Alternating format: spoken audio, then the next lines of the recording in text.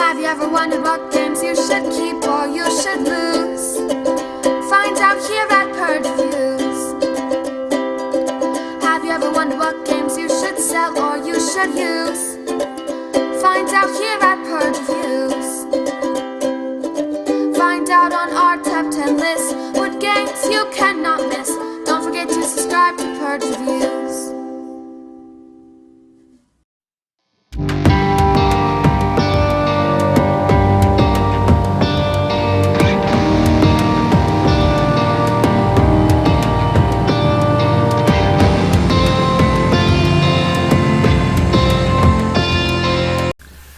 Inquisitio, or Inquisitor in English, is a small card game. Now, I have a feeling that this was a independent production, maybe a first-time game design, and I don't want to be too tough on it for that. I don't want to take a game and just crash it when it was somebody's first or a labor of love or something. But I need to be honest, too. That's what I'm here to do. And I'm here to play some games and report back to you guys and tell you what I think. I think this is a terrible game. I played it a couple times, and by the time I got to the ending, most of the time it was just the convoluted scoring and disinteresting game that led to most of us just saying, hey, we're not interested in even scoring this game. There's some groupthink I think we had, like we were confessing a little bit too much, and I don't feel like any of the decisions were that interesting. Like, if I had the cards, I guess I could raise the rate, but people were so short on money most of the time. I don't know if there's any rhyme or reason to why we were confessing or trying to vet out the cards. I never feel like we had enough of the feature cards in our hands to really know who had what. And there really wasn't a lot of information. It was just like me saying to you right now, do you have this card? Go fish. I mean, I don't know. Do you? We're not even playing the game. So the answer is probably no. It just felt that way. I don't feel like... I didn't like the graphic design. I didn't like the artwork. The theme was a little weird. I don't mind the torture theme based on historical things, but it's not something I want to pull out with my friends and play and like, okay, let's be tortured. Is that what's going on in this game? Are we being tortured by playing it? Maybe. I'm always... I don't know. I don't know if this game was the designer published this game or somebody played this and thought this was something that was going to make a lot of money or should be on the market or from an artistic standpoint needed to be there. It just wasn't a lot of fun to us. I think it works. The rules are there. I just don't know that I liked it. I definitely didn't like the artwork. I definitely didn't like the graphic design. I'm not going to beat up on the quality of the components too much because I think it wasn't independent. I think the card quality is fine. I didn't really have a big problem with it. This wasn't a lot of fun. And that scoring, man, good luck explaining that and adding up. When you have a lot of confessions... We had a lot of confessions. There were a lot of interrogator cards out there. It was work to score it, and there's no scoring track, and it was just not interesting. So this is what I would probably tell you to pass. If you're a really big fan of card games, maybe this is one that you want to look at, but for me, no thank you. Pass, Purge, and I really don't want to play again.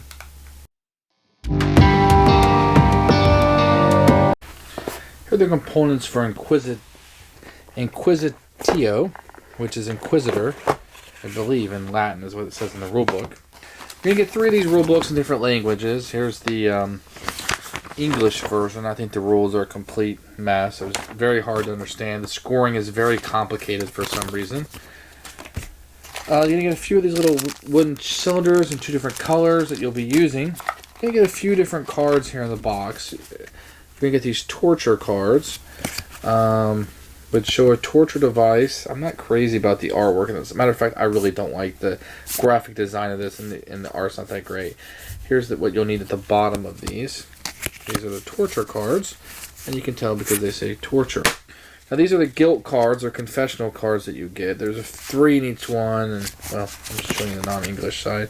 Here's diabolical pact, the blasphemy that can happen, practice of witchcraft. These really mean nothing other than for scoring purposes. You never actually feel like you're in a diabolical pact. Here's the investigator cards. They look like the torture cards, except for they say interrogator on them. They all have this picture, as you can tell. And they have a different icon that corresponds to those confessional cards I just showed you. And then you have these little 2 icons down here that will represent what's called the feature cards that you'll be playing. Here's what money looks like in the game. You have 1, 2, or 3 on these. And they just kind of look like this. And lastly, you're going to have feature cards. They don't have any words on the back, but they'll just have a picture. They match up to what those interrogator cards kind of look like. Not crazy about the artwork or the graphic design on this at all. Actually, these cards are quite ugly. Here are some reference cards that you'll get with it.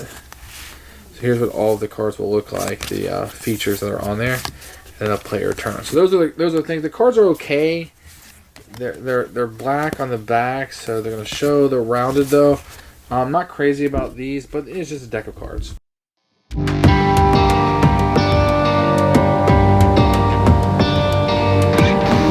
I found the rules to be pretty horrendous. For such a simple game, the scoring was just incredibly difficult to wrap my mind around and explain. It was a chore to do at the end of the game. And I think that was the worst of it. I can figure it out when there's a game attached to it. I usually read the rules, get a concept in my head, play it through once, and then try to figure out the scoring. Especially with something that's like a little bit obtuse with the scoring here. But my goodness, it was a chore to score. All the little pictures that were really hard to differentiate on the cards, and trying to, okay, so I put all of them by the confession, and then you had to kind of add up how many there were of each feature to get that, times that by 2, and then times it by 1. It was just a lot of work, and it wasn't fun to play the game, but it definitely wasn't fun to score this game, and the rules were just a mess. I mean, it took me way too long to figure out this game and the little details that were going on. I would definitely say pass on this one. So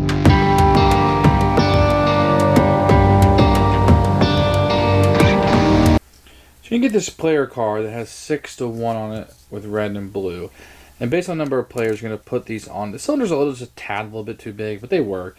If you ever get to 0 on this track, then you're out of the game. Either one. So if you get to 0 on blue or red, you immediately lose. The blue represents your sanity. The red represents your health. I could see that happening in a game. It didn't happen in our games, but I could see it happening. So here's the main mechanic of the game. You're going to have 2 stacks, an interrogator stack and a torture stack. On a turn, you're going to flip both of these over. And what you're going to have here is the interrogator stack that tells you what guilt you will have, or confessional card you will gain, and what cards that they're looking for. Now, on each of the hands, you're going to have, let's say a hand of cards, and I have 2 wounds and floating on water. We know here in the torture that you're going to lose, removing a body part, I would lose 3 health. If there was a number here, it would be stamina. Here would be how many cards you draw, you double it, and then you discard down to this number, and how many coins you get for being tortured, because people, your relatives or whatever, pay you. So if you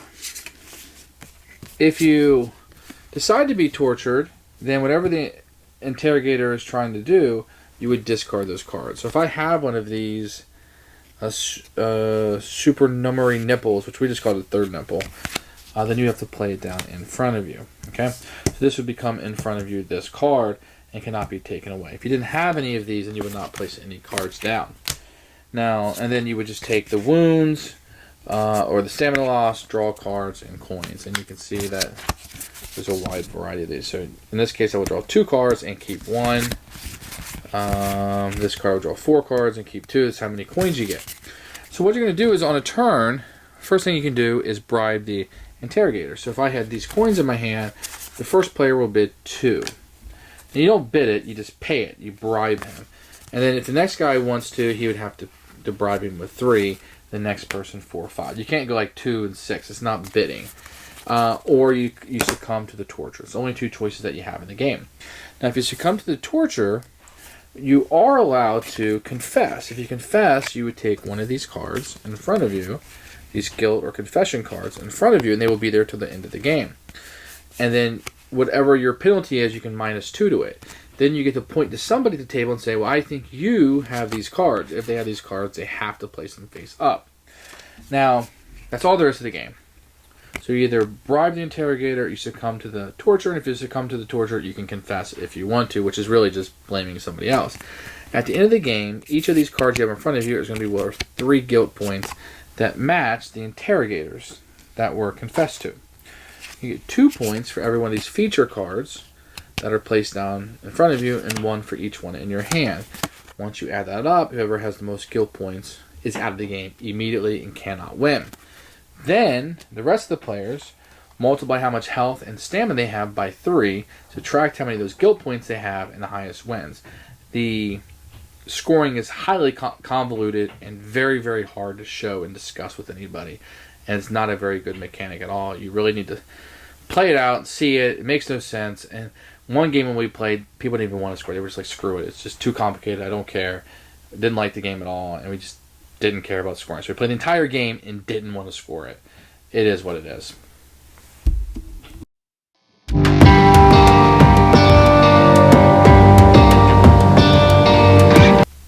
Who should buy this game? I mean, fans of Spanish torture for sure.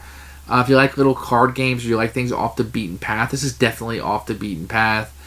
I'm not degrading this one because of the theme. The theme doesn't really bother me that much. It was a fun theme. I mean, to be honest, I think if you're going to have a torture theme that you probably want to go comical, like a guillotine or something, versus this, which is going a bit more realistic. But I'm not taking any points off for that. That's just personal taste, and it doesn't bother me. It wasn't like torture porn. It was more like, this is something that happened historically. Here's what happened, and the rulebook is really neat about giving you facts about that. I'm really not going to recommend this for many people. I mean, if you take a look at this and you want something unique off the beaten path, and you really like card games, that's your thing. Maybe try this one out. I wouldn't say buy it, but try it out. If you don't mind the wonky scoring at the end, I think that might go up in your book. So take a look at it, see if it's something that you'd want to buy, and make the decision for your own. I'm not going to go out of my way to recommend this to anybody, so it's going to be a definite purge for me. Thanks for watching Purge Reviews. If you have any comments, please put them down below. Please subscribe to the channel. It really helps out, and our channel is growing because of people like you subscribing and watching and commenting and holding me to the fire to be better at this. I appreciate it. I've had a lot of fun doing these reviews. Thanks for watching. Take care.